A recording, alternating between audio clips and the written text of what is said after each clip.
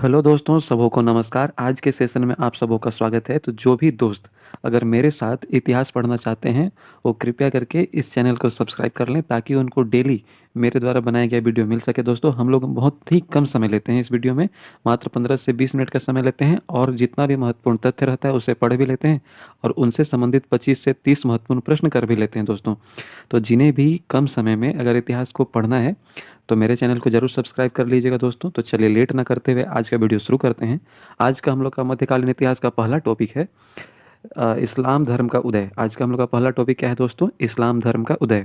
अगर इस्लाम धर्म का सामान्य जानकारी के बारे में बात किया जाए तो जो इस्लाम धर्म का शुरुआत करने वाले हैं यानी पैगंबर मोहम्मद, इनका जन्म 6ठी शताब्दी में हुआ था। इनका जन्म कब हुआ था दोस्त? 6ठी शताब्दी में। एक बार फिर से ध्यान में रखिएगा, इस्लाम धर्म का शुरुआत करने वाले कौन है? तो पैगंबर मोहम्मद साहब। इनका जन्म कब हुआ है? 6ठी शताब्दी में हुआ है। अगर डेट का बात किया जाए तो 570 ईस्वी में मक्का, जो अभी सऊदी अरब में आता है, तो वहीं पैगंबर मोहम्मद का जन्म हुआ था। इनके पिता का नाम अब्दुल्ला था, माता का नाम अमीना था, पत्नी का नाम खदीजा था और इनकी जो पुत्री हुई उनकी नाम फातिमा था। और फातिमा का विवाह अली से होता है, जो मोहम्मद पैगंबर के दामाद हैं। और इनका मृत्यु, किनका? पैगंबर मोहम्मद का मृत्यु कब हो जाता है? 632 ईस्वी में। कहाँ होता है? मदीना में। फिर से देखिएगा दोस्त, क्या मैंने बोला? तो मैंने आप लोगों को अभी बताया कि इनका जन्म हुआ था 570 ईस्वी में मक्का में और इनका मृत्यु कब हुआ? तो 632 ईस्वी मदीना में। इस्लाम धर्म का शुरुआत करने वाले कौन थे? पैगंबर मोहम्मद। याद रखिएगा दोस्तों। तो एकदम इसको बौद्ध धर्म जैन संप्रदाय के जैसा ही जोड़ के देखिएगा कि पहले उनको ज्ञान का प्राप्ति हुआ, फिर वे अपने संप्रदाय का शुरुआत की। वैसे ही सेम टू सेम जो पैगंबर मोहम्मद हैं, इनको भी ज्ञान का प्राप्ति होता है। तो देखेंगे कि इनको कैसे ज्ञान का प्राप्ति हुआ या तो इनको कहाँ ज्ञान का प्राप्ति हुआ। तो इनको 610 ईस्वी में हीरा गुफा में, हीरा नाम का गुफा था, वहाँ पे इनको ज्ञान का प्राप्ति हुआ। इनको ज्ञान का प्राप्ति कैसे हुआ दोस्त? तो जो पैगंबर के यानी भगवान के जो दूत थे, यानी देवदूत एक तरीक़ा से कहिए, जिब्राइल, ये हीरा गुफा में आते हैं, अवतरित होते हैं और जो पैगंबर मोहम्मद हैं उनको कुरान देते हैं। क्या देते हैं दोस्त? कुरान। और वो बताते हैं कि ये भगवान का आदेश है, इसे पूरे दुनिया में फैलाओ। तो ध्यान में रखिएगा दोस्त, इनको ज्ञान का प्राप्ति कैसे हुआ? ये हीरा गुफा में तपस्या कर रहे थे। उसी समय देवदूत जिब्राइल आता है, जो भगवान का फरिश्ता था। वो आके क्या कहता, कुरान देता है पैगंबर मोहम्मद को और ये कहता है कि ये जो कुरान में जो चीज़ लिखा गया है वो भगवान का, अल्लाह का आदेश है, तो इसे पूरे दुनिया में फैलाओ। याद रखिएगा कब इनको ज्ञान का प्राप्ति हुआ? 610 ईस्वी में। इनका जन्म कब हुआ था? 570 ईस्वी में। याद रखिएगा दोस्तों। ज्ञान प्राप्ति के बाद इनका नाम क्या पड़ा? मोहम्मद साहब। क्या नाम पड़ा दोस्तों? मोहम्मद साहब। याद रखिएगा। और यही वो मोहम्मद साहब हैं जो इस्लाम धर्म का उदय करते हैं, शुरुआत करते हैं। अगर बात किया जाए कि एक शब्द हिजरत है, तो हिजरत का मतलब क्या है? तो ये पैगंबर मोहम्मद थे, ये मक्का से मदीना तक यात्रा किए थे। तो इन्हीं का यात्रा को हम लोग हिजरत के नाम से जानते हैं। हिजरत क्या है? तो पैगंबर मोहम्मद के द्वारा मक्का से मदीना तक किया गया यात्रा, इसी को क्या कहा जा रहा है? हिजरत। याद रखिएगा दोस्तों। तो ये जो हिजरत है, ये कब किए थे? यात्रा कब किए थे? 622 ईस्वी को यात्रा किए थे। और जब ये यात्रा किए तब से ही हिजरी संवत, जैसे मैंने आप लोगों को प्राचीन इतिहास में शक संवत, विक्रम संवत ये पढ़ाया है, तो वैसे ही यहाँ पे हिजरी संवत का शुरुआत हुआ। हिजरी संवत एक कैलेंडर है, मुस्लिम कैलेंडर है। तो इसी का शुरुआत कब किया जाता है? जब मोहम्मद पैगंबर 622 ईस्वी को मक्का से मदीना का यात्रा करते हैं, तब से हिजरी संवत का शुरुआत हुआ। और मुस्लिमों के लिए मक्का से मदीना का जो यात्रा है सबसे पवित्र यात्रा माना जाता है दोस्तों। जैसे हिंदुओं के लिए केदारनाथ का यात्रा, बद्रीनाथ का यात्रा पवित्र माना जाता है, तो वैसे ही मुस्लिमों के लिए सबसे पवित्र यात्रा किसको माना जाता है? मक्का से मदीना का यात्रा को सबसे पवित्र माना गया है दोस्तों, ध्यान में रखिएगा। अगर बात किया जाए इस्लाम धर्म के 5 प्रमुख मान्यताएं, जैसे हम लोगों ने बौद्ध धर्म में पढ़ा था कि बौद्ध धर्म में अष्टांगिक मार्ग के बारे में पढ़ा था, जैन धर्म में 5 महाव्रत के बारे में पढ़ा था, वैसे ही इस्लाम धर्म के हम लोग 5 प्रमुख मान्यता देखेंगे। क्या क्या है? पहला मान्यता यहाँ देखिएगा, शहादा। शहादा का मतलब क्या है दोस्त? यह विश्वास करना कि अल्लाह के सिवा और कोई भी पूजनीय नहीं है, अल्लाह के सिवा और कोई भी पूजनीय नहीं है, तो इसी को शहादा कहा गया। अगला क्या है? ज़कात। ज़कात का मतलब क्या होता है? दान दे। दान, तो दान कैसे देना है? अपनी बचत में से एक हिस्सा ज़रूरतमंदों को दान में देना, तो इस चीज़ को बोला गया ज़कात। और आगे क्या है? तो आगे दिया गया सोम। सोम का मतलब क्या है? रमजान के पवित्र महीने में सुबह से शाम तक रोज़ा रखना। जैसे हिंदू संप्रदाय में क्या होता है, जैसे सावन के महीने में सभी लोग 4 सोमवारी करते हैं, उस दिन उपवास रखते हैं, तो वैसे ही इनको जो रमजान का महीना होता है उसे पूरे महीना सुबह से शाम तक उपवास रखना पड़ता है, तो इसी को क्या कहा गया? सोम। और एक था सलाह। एक क्या था दोस्त? सलाह। सलाह का मतलब क्या है कि हर दिन 5 बार मक्का की ओर मुँह करके नमाज़ पढ़ना, प्रार्थना करना। नमाज़ करने का मतलब क्या है दोस्तों? प्रार्थना करना। तो ये बात भी कहा गया कि हर दिन जो भी मुस्लिम संप्रदाय से जुड़ा हुआ इंसान है, उसको हर दिन 5 बार नमाज़ पढ़ना है। और किस ओर मुँह करके? तो मक्का की ओर मुँह करके, याद रखना दोस्त। और एक है हज। हज क्या है? तो मक्का का तीर्थ यात्रा। तो इन 5 चीज़ों का पालन करने के लिए कहा गया है दोस्तों इस्लाम धर्म में। ज़रूर याद रखिएगा। अगर इसमें देखिए नोट में लिख के मैंने कुछ चीज़ एक्स्ट्रा जानकारी दी है, जैसे काबा। तो काबा जो है इस्लाम धर्म का सबसे पवित्र स्थल है। काबा क्या है? तो सऊदी अरब में जो मक्का में अल हरम जो मस्जिद है, उसके मध्य में एक घनाकार इमारत बना हुआ है, जिसको इस्लाम धर्म में सबसे पवित्र स्थान माना गया है। ये तो सबसे पवित्र इमारत माना गया है दोस्तों, याद रखिएगा। देखिए इसका फोटो भी यहाँ पे छोटा सा बना हुआ है। और एक चीज़ और ध्यान में रखना है, इसी बात को लेके आगे इस्लाम धर्म दो भागों में बँट गया दोस्त, याद रखिएगा। कि गदीर के मैदान में जो मोहम्मद पैगंबर थे, वो क्या बोलते हैं? जिसका मैं मौला हूँ। मतलब जो इंसान मुझे मौला मानता है, उसका जो उनका दामाद है, वो भी क्या है? मौला है। अली उनका दामाद था। तो इसीलिए वो यहीं पे बोलते हैं कि जिसका मैं मौला हूँ, जो मुझे मौला मानते हैं, उसका अली भी मौला है। अली भी जिस तरीक़ा से मुझे भगवान मानते हैं या अपने धार्मिक गुरु मानते हैं, तो उस तरीक़ा से अली भी उनका धार्मिक गुरु या भगवान है। ऐसा कौन कहते हैं? तो मोहम्मद पैगंबर कहाँ कहते हैं? गदीर के मैदान में। याद रखिएगा दोस्तों इस लाइन को। आगे मैं जब इसके विभाजन के बारे में बताऊंगा तो इस लाइन को फिर से दोहराऊंगा, याद रखिएगा। और यहाँ पे एक चीज़ और याद रखना है कि जो इब्न इस्क हैं, इब्न इसाक पैगंबर साहब के पूरी जीवन वृत्तांत को लिखते हैं। और ये पहली बार विस्तृत ढंग से मोहम्मद पैगंबर का जीवनी लिखने वालों में से एक हैं। कौन? इब्न इसाक। याद रखिएगा दोस्तों कि मोहम्मद पैगंबर का जीवनी के बारे में कौन लिखा है? तो इब्न इसाक, याद रखिएगा। और इन्होंने ही और एक चीज़ और यहाँ पे याद रखिएगा कि ईद उल मिलाद उन नबी, ईद उल मिलाद उन नबी, ये एक त्यौहार है। ये क्या है दोस्तों? एक त्यौहार है। इस त्यौहार को कब मनाया जाता है?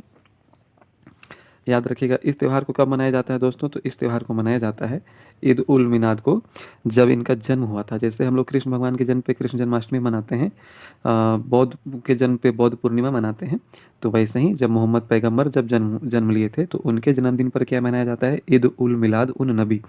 ज़रूर याद रखिएगा, ईद उल मिलाद उन नबी, इसको हम लोग शॉर्ट में ईद कह देते हैं। तो ज़रूर याद रखिएगा दोस्त।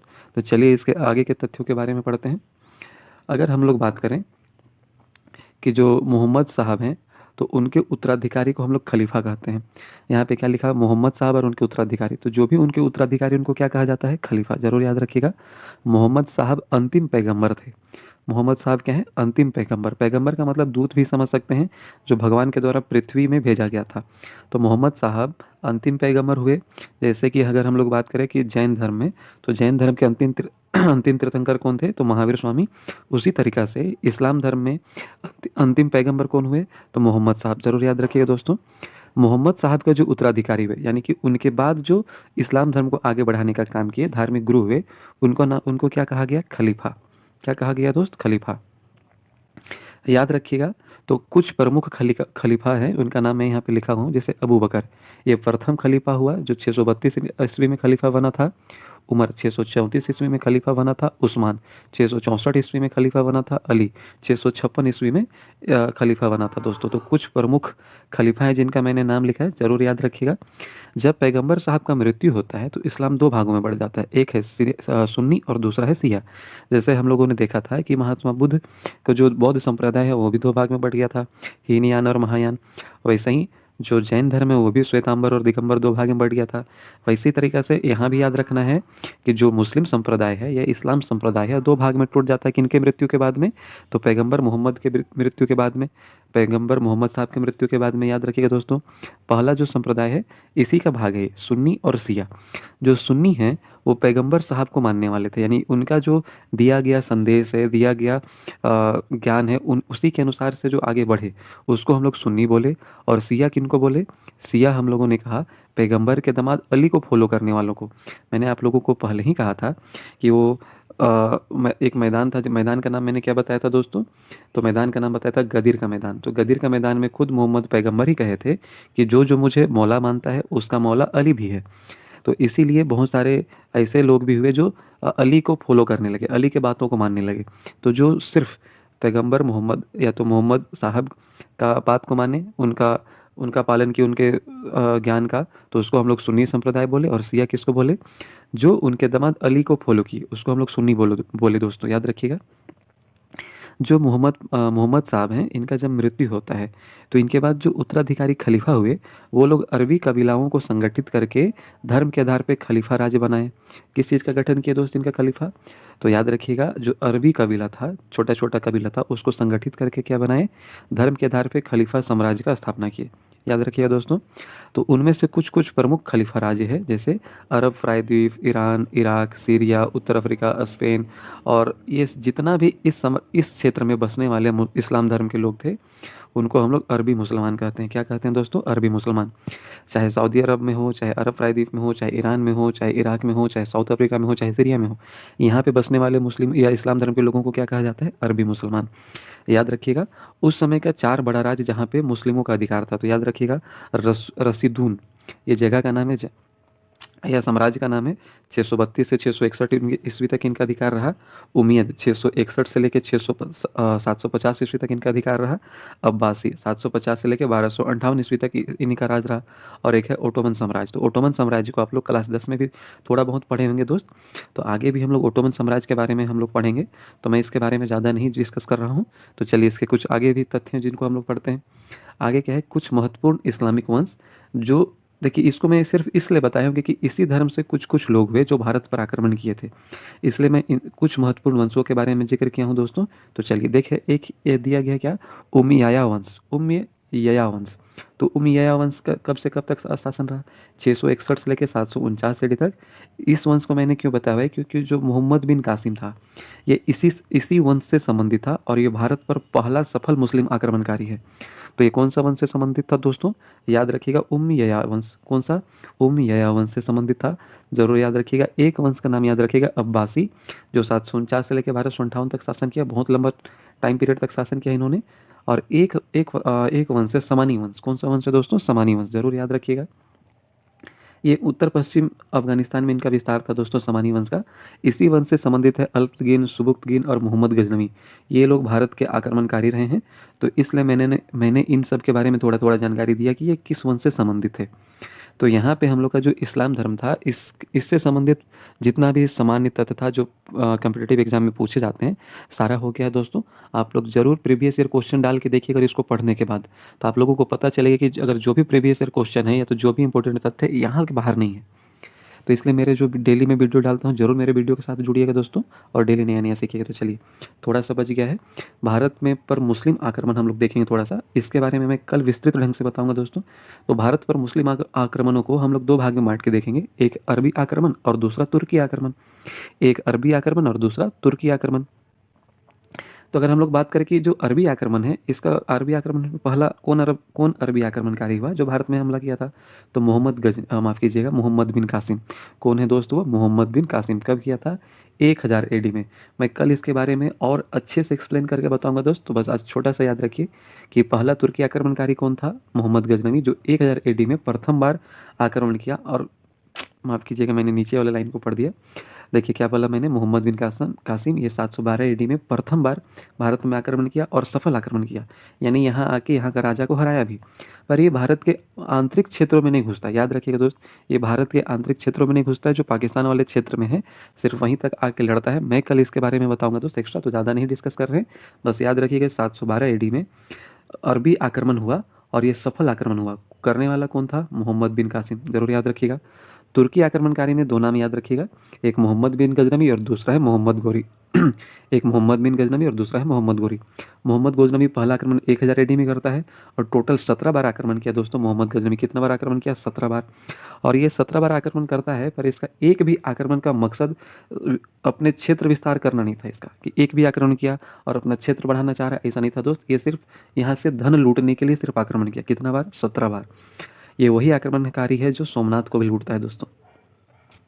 अगर बात करें उसके बाद 1174 में कौन आक्रमण किया? मोहम्मद गोरी। कौन किया दोस्तों? मोहम्मद गोरी। और ये टोटल बंगाल तक घुस जाता है। कहाँ तक घुस जाता है दोस्तों? बंगाल तक, यानी कि भारत के आंतरिक भागों तक आ चुका था। गजनवी भी आया था लेकिन बंगाल तक नहीं पहुंचा था। तो पहला आक्रमणकारी कौन है, विदेशी आक्रमणकारी, जो भारत के आंतरिक भाग बंगाल तक पहुंच गया? तो मोहम्मद गोरी का नाम याद रखिएगा। पर ये भी यहाँ नहीं रहता, ये भी वापस चला जाता है दोस्त, लेकिन ये अपने कुछ कुछ सेनापति हैं उनको इधर का साम्राज्य दे के जाता है। तो जब इसका देहांत हो जाता है 1206 में, तो जो मोहम्मद गोरी का दामाद और गुलाम था, कौन, कुतुबुद्दीन ऐबक, मोहम्मद गोरी का दामाद और गुलाम क्या कौन था, तो कुतुबुद्दीन ऐबक, वो भारत में दिल्ली सल्तनत का शुरुआत करता है। तो भारत में दिल्ली सल्तनत, दिल्ली में मुस्लिम साम्राज्य का स्थापना या तो शुरुआत करने वाला कौन था, तो कुतुबुद्दीन ऐबक, जरूर याद रखिएगा दोस्तों। तो यहाँ से हम लोग का भारत में मुस्लिम साम्राज्य का विस्तार होगा। तो हम लोग मध्यकालीन जो इतिहास मानते हैं, जब से भारत में मुस्लिम का आक्रमण होना शुरू हुआ, उसके बाद का समय को ही हम लोग मध्यकालीन इतिहास में गिनते हैं दोस्तों।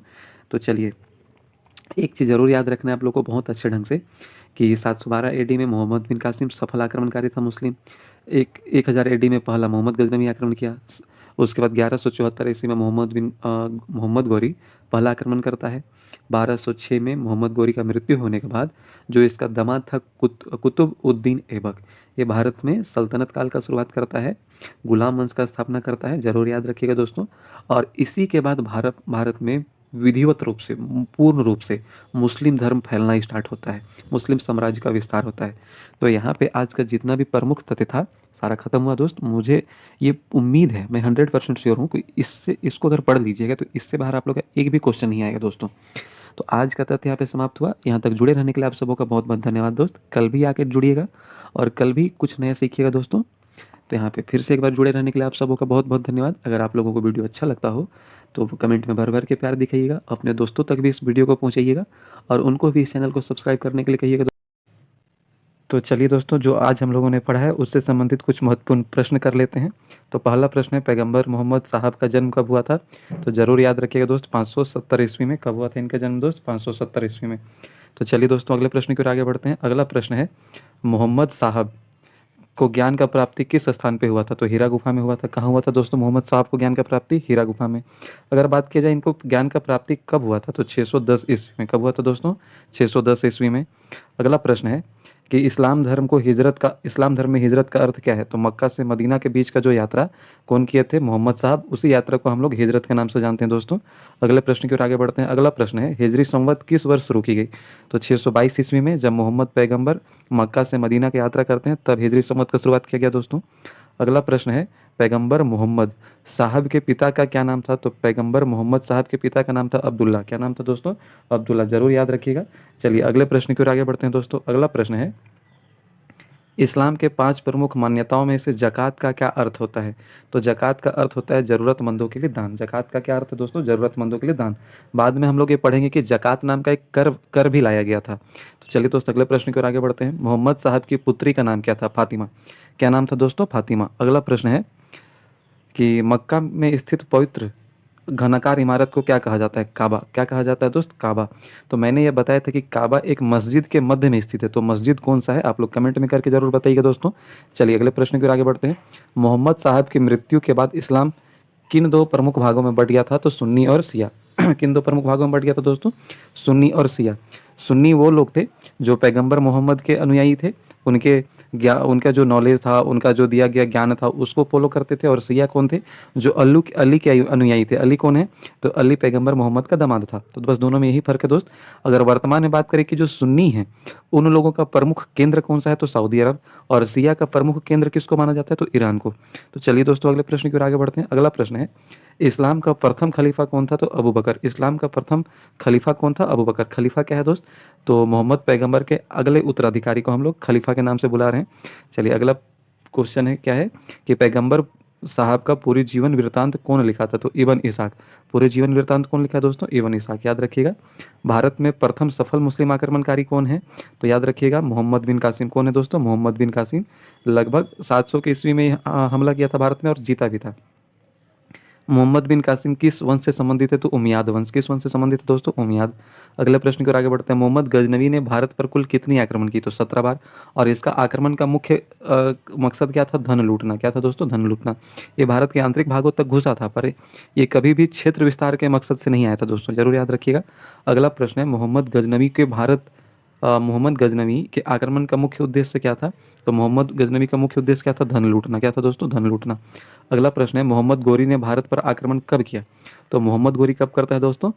तो मोहम्मद गोरी करता है 1174 में। कब करता है? 1174 में। अगला प्रश्न है, भारत में दिल्ली सल्तनत की शुरुआत किसने की? तो कुतुबुद्दीन ऐबक, जो मोहम्मद गोरी का दामाद और गुलाम था। दामाद और गुलाम। गुलाम क्या होता था दोस्तों? ये लोग खरीदता था बाजार में, मतलब आदमियों का बाजार लगता था, जहाँ से ये लोग आदमियों को खरीदता था, जिसको गुलाम कहा जाता था। और ये गुलाम अपने राजाओं के बहुत वफादार होते थे, इसलिए जो राजा होता था अपना बेटी का भी शादी इनसे करवा दिया करता था दोस्तों, जरूर याद रखिएगा। अगला प्रश्न है कि समानी वंश का संबंध किस क्षेत्र से था? तो समानी वंश उत्तर पश्चिम अफगानिस्तान से है, जिसमें सुबुक्तगुन, अल्पतगीन और मोहम्मद गजनवी जिससे संबंधित है दोस्तों, जरूर याद रखिएगा। अगला प्रश्न है, मोहम्मद साहब के जन्मदिन पर कौन सा त्यौहार मनाया जाता है? तो ईद उल मिलाद उन नबी। ईद उल मिलाद उन नबी। अगला प्रश्न है दोस्तों, इस्लाम के चौथे खलीफा का नाम क्या था? अली। इस्लाम के चौथे खलीफा का नाम क्या था? अली। अबू बकर पहले खलीफा हैं दोस्तों, याद रखिएगा। अगला प्रश्न है, अब्बासी खलीफत का शासन कब से कब तक चला? जो अब्बासी खलीफत हैं, यानी अब्बासी खलीफत राजवंश के साम्राज्य है, इन लोग का शासन कब से कब तक चला दोस्तों? तो जरूर याद रखिएगा, 750 से लेकर 1258, बहुत लंबे समय तक चला है। अगला प्रश्न है, खिलाफत या खलीफत राज्य के अंतर्गत आने वाले क्षेत्रों को क्या कहा जाता है? तो अरबी मुसलमान। क्या कहा जाता है दोस्त? अरबी मुसलमान। अगले प्रश्न की ओर आगे बढ़ते हैं, किस मुस्लिम शासक ने बंगाल तक आक्रमण किया? तो याद रखिएगा, मोहम्मद गोरी। कौन किया था दोस्तों? मोहम्मद गोरी। ये सिर्फ आया और यहाँ पे लड़ाई करके चला गया, और उसके बाद हम लोग देखते हैं कि जो मोहम्मद गजनवी आके भारत में 17 बार आक्रमण करता है और धन लूटता है, और मोहम्मद गोरी अंदर तक घुस जाता है दोस्तों, याद रखिएगा।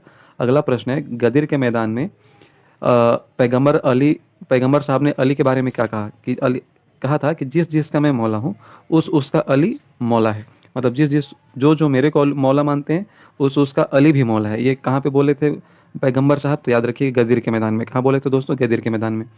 आज का हम लोग का अंतिम प्रश्न, जैसा कि मैंने कहा था, हम लोग बहुत ही कम समय पे सारे महत्वपूर्ण तथ्यों को भी पढ़ेंगे और उनसे संबंधित 25 से 30 महत्वपूर्ण प्रश्नों को भी लगाएंगे।